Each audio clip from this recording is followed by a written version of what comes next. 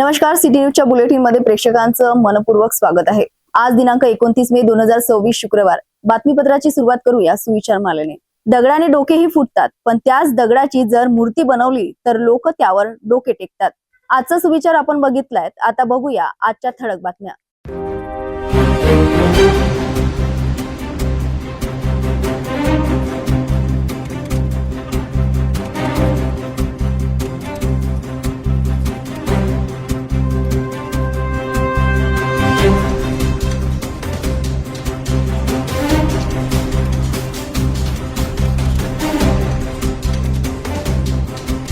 ठळक बातम्या बघितल्यात, आता घेऊया एक छोटासा ब्रेक। शादी और ब्याह की शुरुआत आराधना साड़ी के साथ। Aradhana wholesale shopping mall L2 Bijland complex, Nandgaon Peth, Amravati, Jawahar road, Amravati. Break नंतर बघूया सविस्तर बातम्या। अमरावती शहरातील कमी जास्त व्होल्टेजच्या समस्येमुळे नागरिकांचे मोठे नुकसान झाले आहे। बडनेरा आणि वडाळी परिसरातील अनेक नागरिकांच्या घरातील टीव्ही, फ्रीज, एसी आणि इतर विद्युत उपकरणे जळून बंद पडल्याचा आरोप करण्यात आला आहे। या गंभीर समस्येची दखल घेत अमरावतीचे महापौर श्रीचंद्र तेजवानी यांनी महावितरण विभागाला तातडीने पत्र लिहून नवी डीपी आणि 3 फेज लाईन टाकण्याची मागणी केली आहे। अमरावती शहरातील बडनेरा आणि वडाळी परिसरातील भोईपूर तसेच मोनाताई ठाकरे शाळा परिसरात मागील काही दिवसांपासून वीज पुरवठ्यामध्ये सतत कमी जास्त व्होल्टेजची समस्या निर्माण झाली आहे। या समस्येमुळे नागरिकांचे मोठ्या प्रमाणात आर्थिक नुकसान होत असल्याची तक्रार समोर आली आहे। स्थानिक नागरिकांच्या म्हणण्यानुसार सततच्या व्होल्टेज चढउतारामुळे घरातील टीव्ही, फ्रीज, एसी, पंखे आणि इतर अनेक विद्युत उपकरणे जळून बंद पडत आहेत। त्यामुळे नागरिकांमध्ये भीती आणि संतापाचे वातावरण निर्माण झाले आहे। या गंभीर प्रश्नांची दखल घेत अमरावती महानगरपालिकेचे महापौर श्रीचंद तेजवानी यांनी महावितरण विभागाच्या कार्यकारी अभियंत्यांना पत्र लिहून तातडीने कारवाई करण्याची मागणी केली आहे। महापौरांनी संबंधित परिसरात नवीन डीपी बसवून सर्व विद्युत खांबांवर योग्य प्रकारे 3 फेज वीज वाहिनी जोडण्याची मागणी केली आहे। आम्हाला 8 दिवस 15 दिवस एक टाइम लिमिट द्या सर आपण आणि एक टाइम लिमिट दे दीजिए हमें तुमच्याकडून जर थोड़ा साइन कर लेंगे सर हम लोग करून द्या आम्हाला 8 दिवस घ्यायला लागतात। कारण की इमर्जन्सी सिच्युएशन मध्ये तसं काही बॅकअप असतेच आपल्याकडे सगळं। आम्ही सहयोग करू तुम्हाला, असं काही नाही। मला परमानेंट करो, हो टेम्पररी करके कैसा है टेम्पररी मत करो, उसका परमानेंट सॉल्यूशन निकाल दो सर एक बार। वर्षभरापासून सर ते चालू आहे, क्योंकि सर टेम्पररी उसका आहे ऐसा सर 12 महीने सर उधर वैसी प्रॉब्लम है। मतलब हम हमारे जो दादाजी लोग हैं उस समय जो खंबे और जो लाइन थी सर अभी भी वही है। मेरे घर के बाजू में जो सर जो खंबा है वो सर नीचे पूरा सड़ चुका है, उसके बारे में हमने बोला है, उसके ऊपर भी कोई नहीं। प्रभागामधले बरेचसे पोल सडलेले आहेत। तुम्हाला एक पत्र दिलं होतं आम्ही 4 महिन्यापूर्वी, त्यावर कारवाई झाली नाही अजून, म्हणजे बुडातून सडले ते पूर्ण।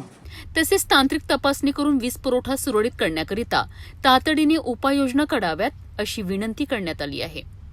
वीज पुरवठ्यातील या गंभीर बिघाडामुळे भविष्यात मोठी दुर्घटना होण्याची शक्यता नाकारता येत नसल्याचीही या पत्रात नमूद करण्यात आले आहे। आता महावितरण विभाग या समस्येवर कितपत वेगाने कारवाई करतो याकडे नागरिकांचे लक्ष लागले आहे। पंचकुला संजय चव्हाण, SRPF प्रभाग क्रमांक 9 वडाळी।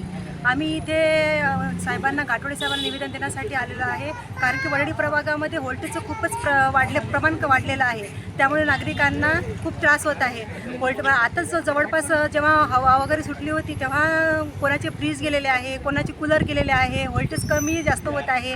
आणि बरेचसे मजूर वर्ग आहे, त्याच्यामध्ये कसं आहे की लहान बाळांना म्हणजे बाहेर घेऊन बसतात, एवढं प्रमाण जास्त झालेलं आहे। आणि वडाळी प्रभागामध्ये युनिटी जास्त, म्हणजे युनिटी असल्यामुळं काही विपरीत परिणाम होऊ शकतो आणि खूप प्रमाणामध्ये माझ्या महिला भगिनी आलेल्या आहेत। त्याच्यामुळं कसं आहे की विपरीत परिणाम होऊ नये, आम्ही यासाठी गाठोडे साहेबांना पत्र निवेदन देण्यासाठी आलेलं आहे। गाठोडे साहेबांनी आम्हाला 8 दिवस दिलेले आहे। 8 दिवसामध्ये त्यांनी आम्हाला चांगला प्रतिसाद दिला, चांगला प्रोत्साहन दिलं।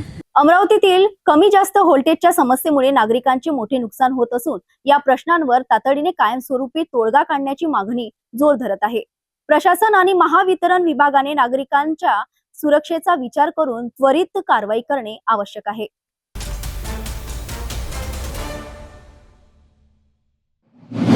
अमरावती शहरातील विकास कामांना आता वेग येताना दिसत आहे. महानगरपालिका आयुक्त वर्षा लड्डा यांनी आज सकाळी शहरातील विविध रस्ते, विकास कामे आणि प्रधानमंत्री आवास योजनेअंतर्गत सुरू असलेल्या गृह प्रकल्पांची प्रत्यक्ष पाहणी करून संबंधित अधिकारी आणि कंत्राटदारांना कामे वेळेत आणि दर्जेदार पद्धतीने पूर्ण करण्याच्या स्पष्ट सूचना दिल्या आहेत. अमरावती महानगरपालिका प्रशासनाकडून शहरातील प्रमुख रस्त्यांच्या विकास कामांना गती देण्यात येत असून महानगरपालिका आयुक्त वर्षा लड्डा यांनी आज सकाळी विविध भागांची प्रत्यक्ष पाहणी केली.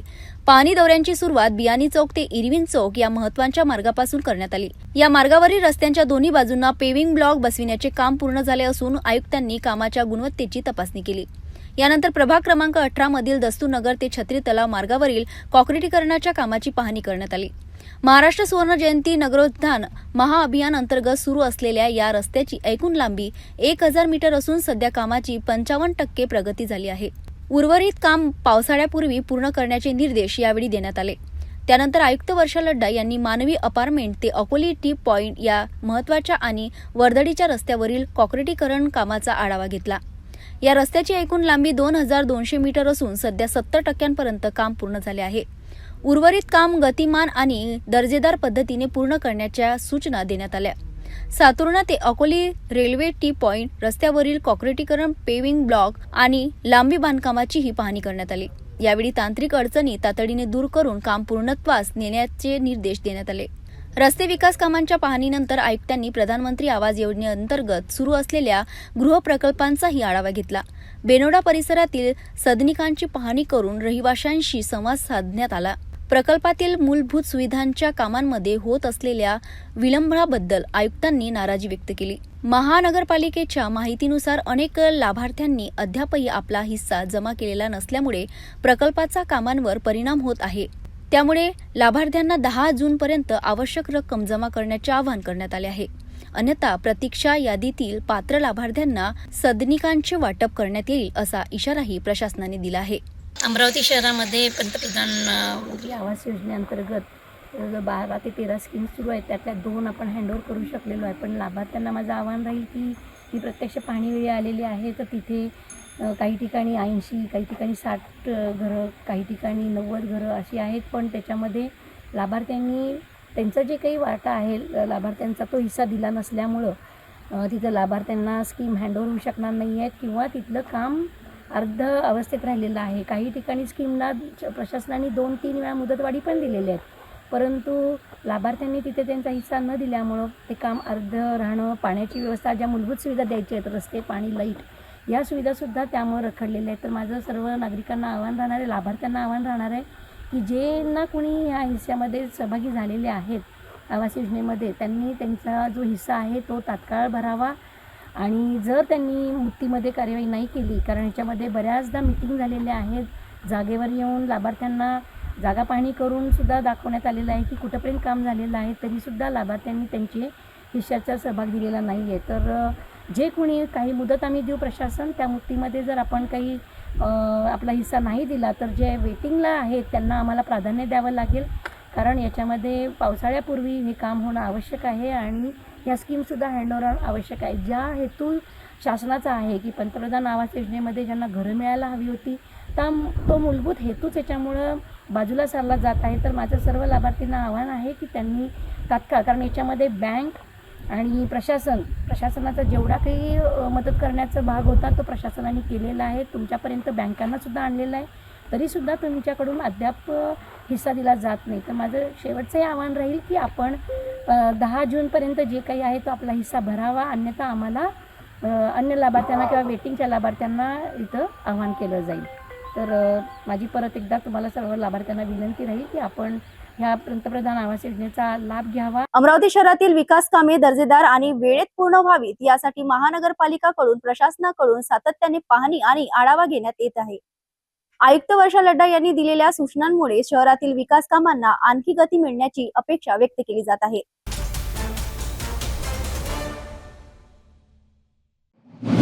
धामणगाव रेल्वे तालुक्यातील मंगरुळ दस्तगीर बस स्थानकावर रात्री झोपलेल्या अवस्थेत आढळलेल्या एका इसमाचा सकाळी मृत्यू झाल्याचे निष्पन्न झाले असून परिसरात एकच खळबळ उडाली आहे. प्राथमिक माहितीनुसार हा मृत्यू उष्माघातामुळे झाला असावा असा अंदाज वर्तवला जात आहे. या घटनेमुळे स्थानिकांमध्ये हळहळ व्यक्त केली जात आहे. मंगरूळ दस्तगीर बसस्थानक परिसरात चंद्रशेखर कुडमते वय अंदाजे 50 वर्ष राहणार दिघी होनाडे यांचा मृतदेह आढळून आला आहे.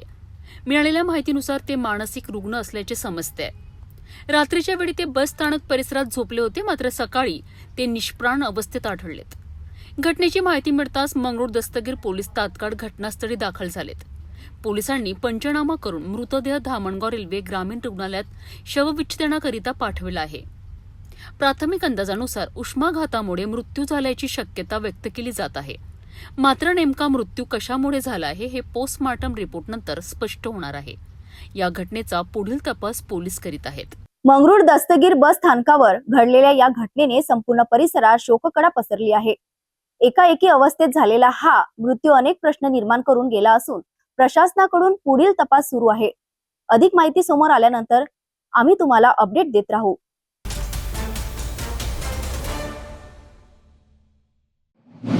अकोला जिल्हा कारागृहातून एक धक्कादायक आणि गंभीर बातमी. अवघ्या 48 तासांच्या आत 2 विचाराधीन कैद्यांच्या उपचारादरम्यान मृत्यू झाल्याने कारागृहात प्रशासन आणि आरोग्य व्यवस्थेवर अनेक प्रश्न उपस्थित होत आहेत. दोन्ही कैद्यांची प्रकृती अचानक बिघडल्याने त्यांना रुग्णालयात हलविण्यात आले, मात्र डॉक्टरांनी त्यांना मृत घोषित केले. या 2 मृत्यूंमुळे कारागृहात व्यवस्थापनात खळबळ उडाली असून आता पोस्टमॉर्टम अहवालाकडे सर्वांचे लक्ष लागले आहे. अकोला जिल्हा कारागृहात अवघ्या 2 दिवसात 2 विचारधारीन कैद्यांचा मृत्यू झाल्याची गंभीर घटना समोर आली आहे.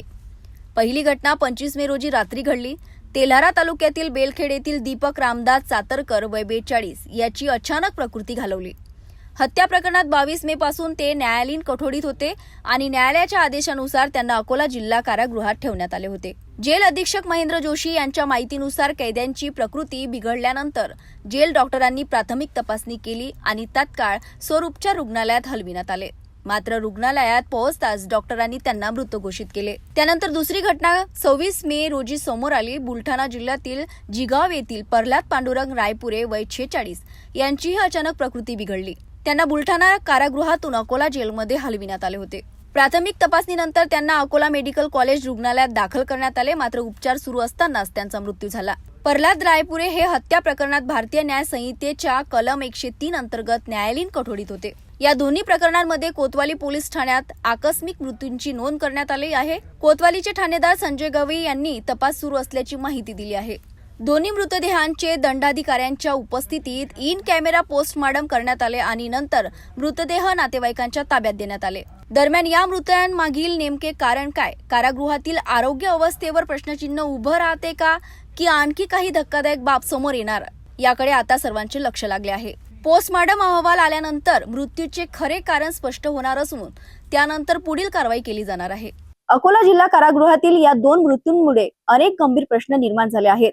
कैद्यांच्या आरोग्य तपासणीपासून ते उपचार अवस्थेपर्यंत आता सखोल चौकशीची मागणी होत आहे. पोस्टमॉर्टम अहवालानंतर या प्रकरणात नेमकं सत्य काय समोर येतं हे पाहणं महत्त्वाचं ठरणार आहे.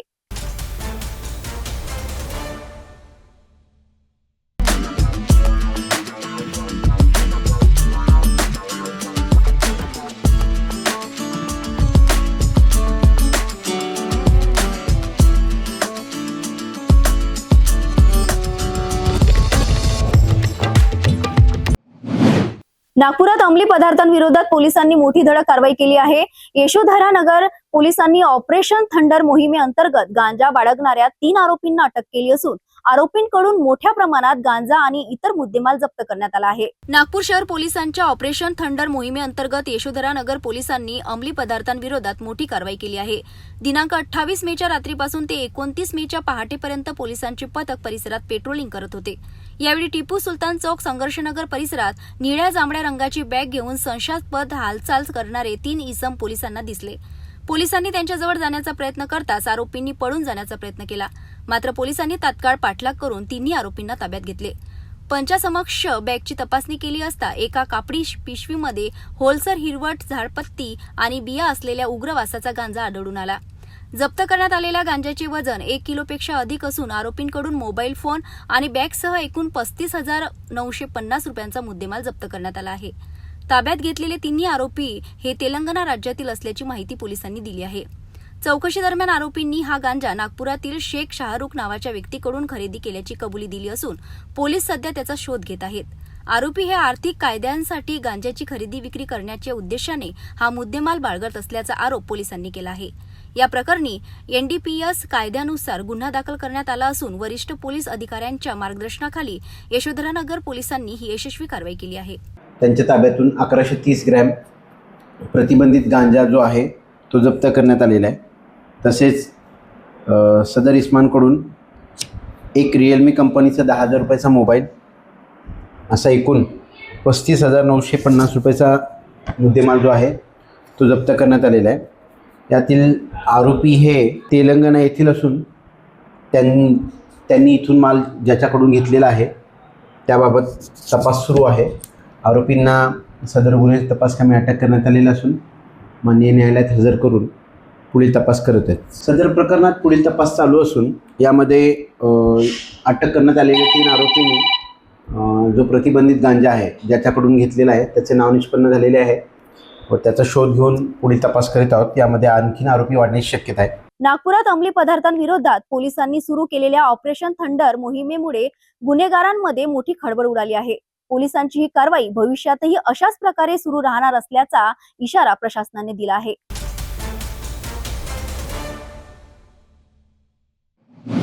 नागपूर पोलिसांनी पुन्हा एकदा नागरिकांचा विश्वास जिंकणारी उल्लेखनीय कामगिरी केली आहे.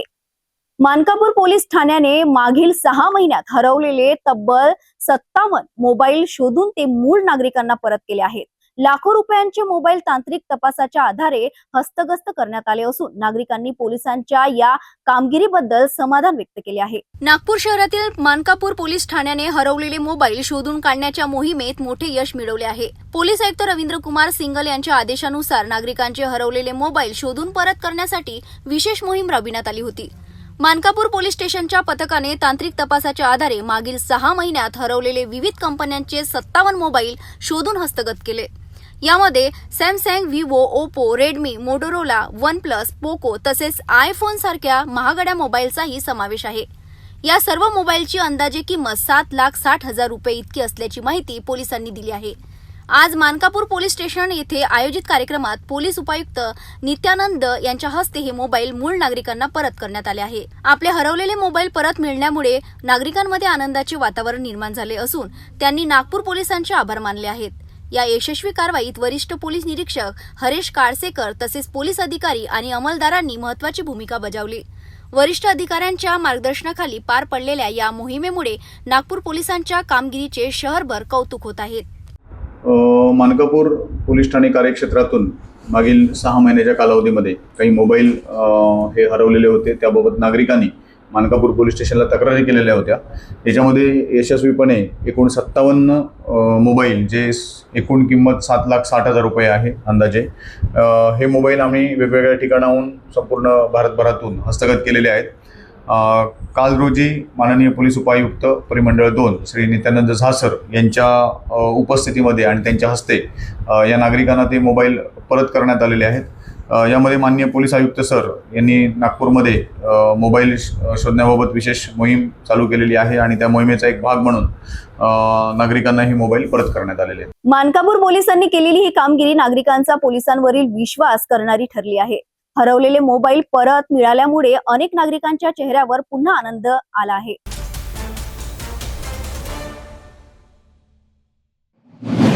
नागपुरातील दौलामेडी परिसरातून एक धक्कादायक घटना समोर आली आहे. वृद्ध दाम्पत्याच्या घरात मृतदेह आढळल्याने परिसरात एक मोठी खळबळ उडाली आहे. गेल्या काही दिवसांपासून दोघेही घरात मृत अवस्थेत असल्याची माहिती समोर येत असून वाडी पोलीस या प्रकरणाचा तपास करत आहेत. पाहूया हा विशेष रिपोर्ट. नागपूरच्या वाडी पोलीस स्टेशन हद्दीतील दौलामेडी माळा कॉलनी परिसरात एक धक्कादायक घटना उघडकीस आली आहे. कॉटन क्रमांक 51 येथे राहणारे वृद्ध दाम्पत्य गेल्या 3 ते 4 दिवसांपासून घरात मृत अवस्थेत असल्याची माहिती मिळताच परिसरात खळबळ उडाली. घटनेची माहिती मिळताच वाडी पोलीस स्टेशनचे पोलीस निरीक्षक राजेश तटकरे तसेच पोलीस कर्मचारी तातडीने घटनास्थळी दाखल झाले. यावेळी सामाजिक आणि रुग्णसेवक मंगेश गमे तसेच त्यांची टीमही मदतीसाठी घटनास्थळी पोहोचली. मृत व्यक्तींची ओळख गंगाधर जानबाजी भोंगाडे वय 75 वर्ष आणि कौशल्य गंगाधर भोंगाडे वय 75 वर्ष अशी झाली आहे. पोलिसांनी पंचनामा करून दोन्ही मृतदेह पुढील शवविच्छेदनासाठी नागपूर येथील मेयो रुग्णालयात पाठवले आहेत. या घटनेमागील नेमके कारण काय अद्यापही स्पष्ट झाले नसून पोलिसांकडून सर्व बाजूंनी तपास सुरू आहे. या घटनेमुळे परिसरात हळहळ व्यक्त केली जात असून वृद्ध दाम्पत्यांच्या मृत्यूचे नागरिकांमध्ये दुःखाचे वातावरण निर्माण झाले आहे. दौलामेटी परिसरातील या घटनेमुळे अनेक प्रश्न उपस्थित होत आहेत. पोलिसांकडून या प्रकरणाचा सखोल तपास सुरू असून शवविच्छेदन अहवालानंतर मृत्यूचे नेमके कारण स्पष्ट होणार आहे.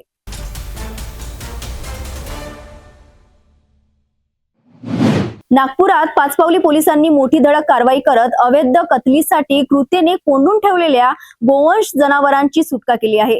गुप्त माहितीच्या आधारे करण्यात आलेल्या या कारवाईमुळे पोलिसांनी 5 जनावरे ताब्यात घेतली असून आरोपींविरुद्ध विविध कायद्यानुसार गुन्हा दाखल करण्यात आला आहे.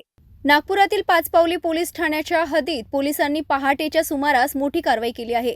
सलीम स्पोर्ट्स ग्राउंडच्या मागे बुद्धनगर परिसरातील एका टीनाच्या शेडमध्ये गोवंशीय जनावरे कत्तलीसाठी कृत्यतेने बांधून ठेवल्याची गुप्त माहिती पोलिसांना मिळाली होती. या माहितीच्या आधारे पाचपावली पोलिसांचे अधिकारी आणि अंमलदारांनी घटनास्थळी धाड टाकली. पाहणी दरम्यान त्या ठिकाणी 5 लहान मोठी गोवंशीय जनावरे अत्यंत दाटीवाटीने चारा आणि पाणी न देता निर्दयपणे बांधून ठेवल्याचे उघड झाले.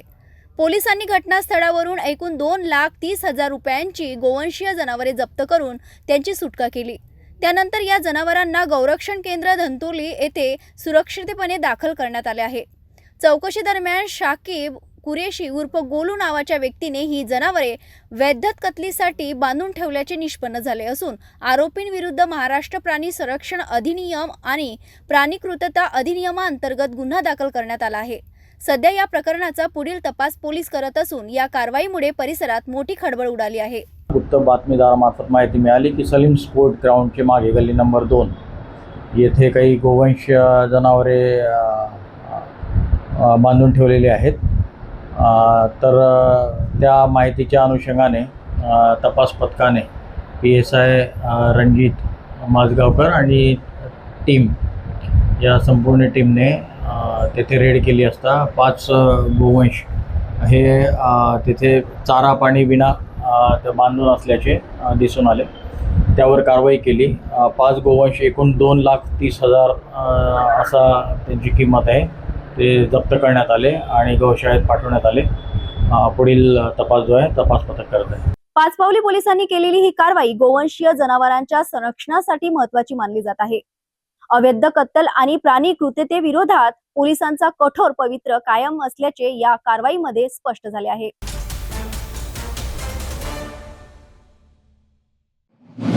यवतमाळ जिल्ह्यात अवैध शस्त्र बाळगणाऱ्या विरोधात पुसद ग्रामीण पोलिसांची मोठी कारवाई समोर आली आहे. सांडवा परिसरात देशी कट्टा घेऊन फिरणाऱ्या एका संशयित आरोपीला पोलिसांनी सिनेस स्टाईल सापळा रचून ताब्यात घेतले आहे. आरोपींकडून गावठी कट्टा आणि जिवंत काडतूस जप्त करण्यात आला असून परिसरात एकच खळबळ उडाली आहे. यवतमाळ जिल्ह्यात शांतता आणि कायदा सुव्यवस्था अबाधित ठेवण्यासाठी पुसद ग्रामीण पोलिसांनी धडक कारवाई केली आहे. ग्राम सांडवा तालुका पुसद परिसरात एक इसम अवैधरित्या देशी बनावटी कट्टा घेऊन फिरत असल्याची गोपनीय माहिती पोलिसांना मिळाली होती. माहिती मिळताच पुसद ग्रामीण पोलिसांनी तात्काळ सापळा रचत संशयित आरोपी शेख अतिक शेख रशीद याला ताब्यात घेतले. आरोपीची अंगझडती घेतली असता त्याच्याकडून एक देशी बनावटी गावठी कट्टा आणि एक जिवंत काडतूस जप्त करण्यात आले. जप्त करण्यात आलेला मुद्देमालाची किंमत अंदाजे 15,000 रुपये असल्याची माहिती पोलिसांनी दिली. या प्रकरणी पुसद ग्रामीण पोलीस ठाण्यात भारतीय शस्त्र अधिनियम कलम 3/25 अन्वये गुन्हा दाखल करण्यात आला असून आरोपीला अटक करण्यात आली आहे. या प्रकरणी पुढील तपास पुसद ग्रामीण पोलीस करीत आहेत. ही कारवाई पोलीस अधीक्षक कुमार चिंता आणि अपर पोलीस अधीक्षक अशोक थोरात यांच्या मार्गदर्शनाखाली ठाणेदार आशिष चौधरी यांच्या पथकाने केली. अवैध शस्त्र बाळगणाऱ्या विरोधात पुसद ग्रामीण पोलिसांनी केलेल्या या धडक कारवाईमुळे गुन्हेगारी प्रवृत्तीच्या लोकांमध्ये मोठी खळबळ उडाली आहे. यापुढेही अशाच प्रकारच्या कारवाया सुरू राहणार असल्याचा इशारा पोलिसांनी दिला आहे.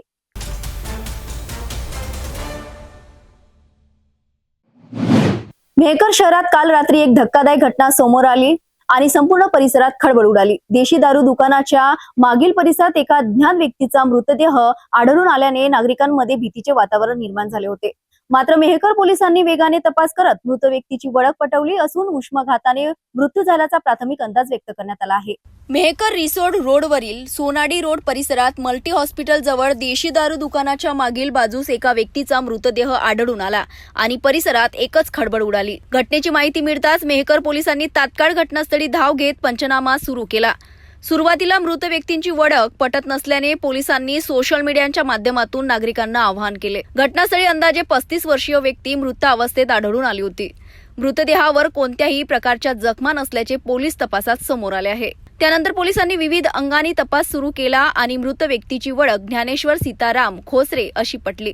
ते मूळचे लोणार तालुक्यातील अजिजपुरा येथील रहिवासी असून सध्या चिखली तालुक्यातील वाघजाळ येथे राहत होते.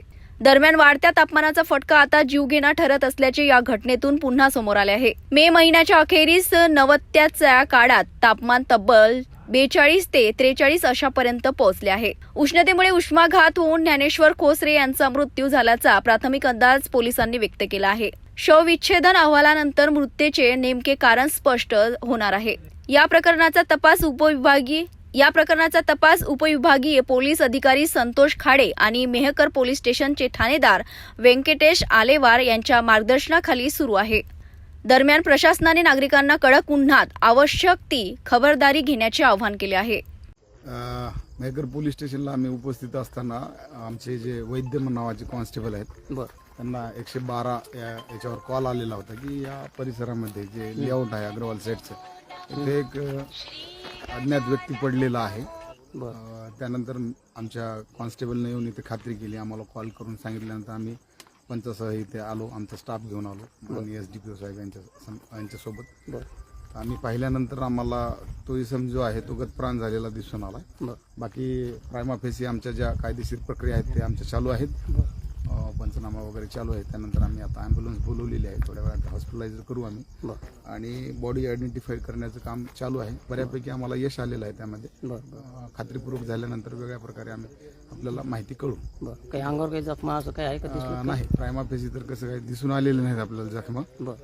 अंगावर जखमा नाहीत किंवा वेगळ्या मारहाण कुठं संशयास्पद वगैरे काय नाही? नाही, सध्या तर काही असं दिसून आलेलं नाही. वय काय असेल अंदाजे? वय त्याचं 28 ते 35च्या दरम्यान असावा.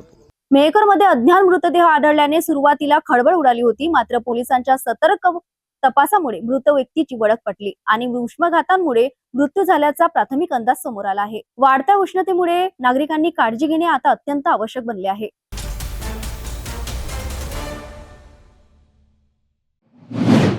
भंडारा जिल्ह्यातील शिवनी बांध गावाची धक्कादायक परिस्थिती, जिथे नागरिकांना पाण्याऐवजी विषासमान दूषित पाणी घ्यावे लागत असल्याचा गंभीर आरोप होत आहे. भर उन्हाळ्यात गावातील अनेक हातपंप बंद पडले आहेत आणि सुरू असलेल्या हातपंपामधूनही गंजयुक्त गढूळ पाणी येत असल्याने ग्रामस्थ संतप्त झाले आहेत. ग्रामपंचायतीच्या निष्क्रिय कारभारामुळे गावातील नागरिकांचे आरोग्य धोक्यात आले आहे. भंडारा जिल्ह्यातील साकोली तालुक्याच्या शिवनी बांध गावात सध्या पाण्यासाठी अक्षरशः हाहाकार माजला आहे. गावातील अनेक हातपंप बंद अवस्थेत आहेत, तर सुरू असलेल्या हातपंपांमधून गंजयुक्त आणि दूषित पाणी येत असल्याने ग्रामस्थांमध्ये संतापाचे वातावरण निर्माण झाले आहे. महिलांना आणि नागरिकांना पाण्यासाठी तासनतास हातपंपाजवळ थांबावे लागत आहे. मात्र एवढी प्रतीक्षा करूनही मिळणारे पाणी पूर्णपणे गढूळ आणि आरोग्यासाठी धोकादायक असल्याचा आरोप ग्रामस्थांनी केला आहे. गावकऱ्यांच्या म्हणण्यानुसार हातपंपातील जुने आणि गंजलेले लोखंडी पाईप अनेक दिवसांपासून बदलण्यात आलेले नाहीत. त्यामुळे पाण्यांमध्ये गंजाचे कण स्पष्टपणे दिसत आहेत. दूषित पाणी पिल्यामुळे अनेक नागरिकांना घशात खसखस, पोटदुखी, उलट्या आणि इतर आजारांचा त्रास होत असल्याचे ग्रामस्थ सांगत आहेत. माझे पूर्ण नाव आहे समिता लीलाधर उईके, राहणार चिमणी बांध. आमच्या गावामध्ये विहिरीला पाणी नाही आहे. बोर आहे पण बोरीला पाणी नाही आहे. नळा फिटिंग केला पण काही ग्रामपंचायतचे काही लोक येऊन पाहत नाही. सांगावले जातून पण काही आमचा उपयोग करत नाही. सध्या आता पाण्याची काय अडचण आहे? सध्या म्हणजे पाणी अजिबात येतच नाही, तर मग आम्ही दूरचा पाणी आणतो. बरं, आता तुमचे जे मोहल्ल्यातली जी बोरिंग आहे हातपंप, तिला पाणी येत नाही? तिला बी पाणी येते पण असं भरपूर पाणी नाही येत आहे. एकीकडे गावात पाणी टंचाई आहे आणि दुसरीकडे मिळणारे पाणीही विषासमान असल्याची संतप्त प्रतिक्रिया नागरिकांनी व्यक्त केली आहे. समस्या भीषण समस्या आहे. उन्हाळा लागलेला आहे आणि 50 ते 60 फूट खोल विहिरी आहेत गावामध्ये, पण विहिरीमधून एकही गिलास पाणी निघू शकत नाही. पाण्याची समस्या लोकांना उद्भवत आहे आणि बोरिंगचा पाणी हा पिण्यायोग्य नाही, तरी पण लोक ह्या पिण्याचा पाणी पितात आणि पोटामध्ये आणि घशामध्ये दुखत राहते. आणि 2 वर्ष झाले ह्या बोरिंग गावामध्ये नळ योजना हे चालू करू म्हणाला शासन, परंतु 2 वर्ष झाले हे जमिनीमध्येच गळलेले पाईप आहेत. ग्रामपंचायतीकडे वारंवार तक्रारी करूनही कोणतीही ठोस कारवाई होत नसल्याचे ग्रामस्थांमध्ये तीव्र नाराजी आहे. आता ग्रामस्थांनी प्रशासनाला इशारा देत तातडीने स्वच्छ पाणी पुरवठा सुरू न झाल्यास आंदोलन छेडण्याचा इशारा दिला आहे. प्रशासन या गंभीर प्रश्नांकडे कितपत गांभीर्याने लक्ष देत हे पाहणे महत्त्वाचे आहे. सध्या काय समस्या पाण्याची? पाण्याची समस्या गावामध्ये पाण्याची कमतरता आहे.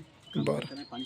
पाणी नाही, विहिरीमध्ये अजिबात बुंदभर पाणी नाही आहे आणि हातपंप आहे त्यांना पण पाणी येत नाही आहे.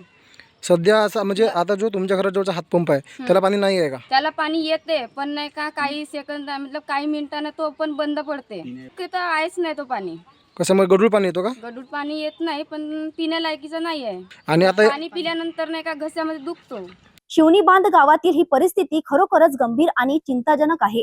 नागरिकांना स्वच्छ पिण्याचे पाणी मिळणे हा मूलभूत अधिकार असताना दूषित पाणी पिण्याची वेळ ग्रामस्थांवर आली आहे.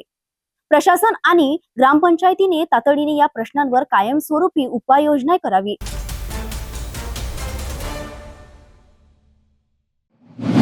पुणे आणि पिंपरी चिंचवड परिसरातून एक अत्यंत धक्कादायक आणि काळजाचा थरकाप उडवणारी घटना समोर आली आहे. फुगेवाडी आणि पिंपळे गुरव भागात विषारी गावठी दारूमुळे तब्बल 13 जणांचा संशयास्पद मृत्यू झाल्याने संपूर्ण परिसरात भीतीचे वातावरण निर्माण झाले आहे. या घटनेमुळे प्रशासन हादरले असून पोलीस तपास वेगाने सुरू आहे. पिंपरी चिंचवड मधील फुगेवाडी आणि पिंपळे गुरव परिसरात गेल्या काही दिवसांपासून मृत्यूचे सावट गडद झाले आहे.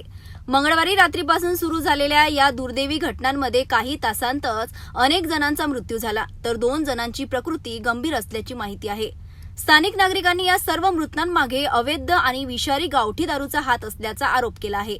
परिसरातील आनंदवन, काठेवस्ती, संजयनगर, आझाद चौक आणि जय महाराष्ट्र चौक या भागात शोककळा पसरली असून नागरिकांमध्ये भीतीचे वातावरण आहे. या घटनेत 2 सगळ्या भावांचा मृत्यू झाल्याने राठोड कुटुंबावर दुःखाचा डोंगर कोसळला आहे. विजय राठोड आणि राजेंद्र राठोड या दोघांचा एकाच वेळी मृत्यू झाल्याने संपूर्ण परिसर सुन्न झाला आहे. या प्रकरणाची गंभीर दखल घेत पोलिसांनी तपास सुरू केला असून काही जणांना अटक करण्यात आली आहे. राज्य सरकारकडून देखील या प्रकरणाचा सखोल तपास करण्याचे आदेश देण्यात आले आहेत. मुख्यमंत्री देवेंद्र फडणवीस यांनी ही घटना अत्यंत दुर्दैवी असल्याचे सांगता यामागील संपूर्ण साखळी उद्ध्वस्त केली जाईल असे स्पष्ट केले. ज्या ठिकाणी हे सगळं तयार झालेलं आहे त्याच्या पाठीमागे कोण कोण आहे हे देखील पोलीस शोधून काढतात. 8 लोक अटक झाल्यात, अजून काही लोक अटक होऊ शकतात. संपूर्ण ही साखळी जी आहे ती शोधण्याचा प्रयत्न 100% पूर्ण साखळी शोधून आणि त्यांच्यावर अतिशय कडक कारवाई. ही घटना केवळ आकडेवारी नाही तर उद्ध्वस्त झालेल्या कुटुंबाचे आणि हरवलेल्या आयुष्यांचे वास्तव चित्र आहे. प्रशासनाकडून कठोर कारवाईची अपेक्षा व्यक्त केली जात असून या घटनेमागील संपूर्ण नेटवर्क लवकरच उघड होईल अशी आशा नागरिक व्यक्त करत आहेत. जाता जाता पुन्हा एकदा आजच्या ठळक बातम्या.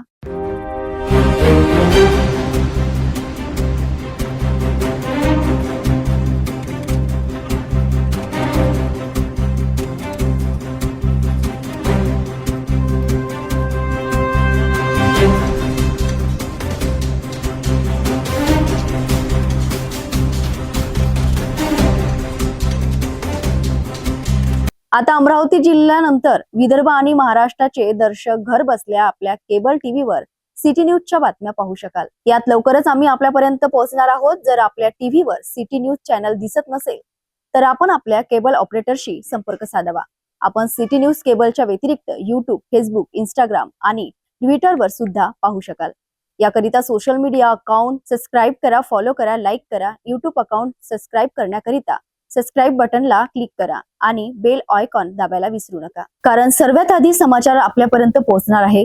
तसेच सिटी न्यूजचे फेसबुक पेज लाईक करा, इंस्टाग्राम आणि ट्विटर हँडल फॉलो करा. आपण व्हॉट्सअपवर सुद्धा सूचना देऊ शकता. व्हॉट्सअप नंबर स्क्रीनवर येत आहे.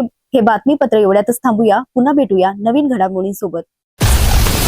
हर खबर पर पैनी नजर, हर मुद्दे पर सटीक वार, यही है सिटी न्यूज की पहचान.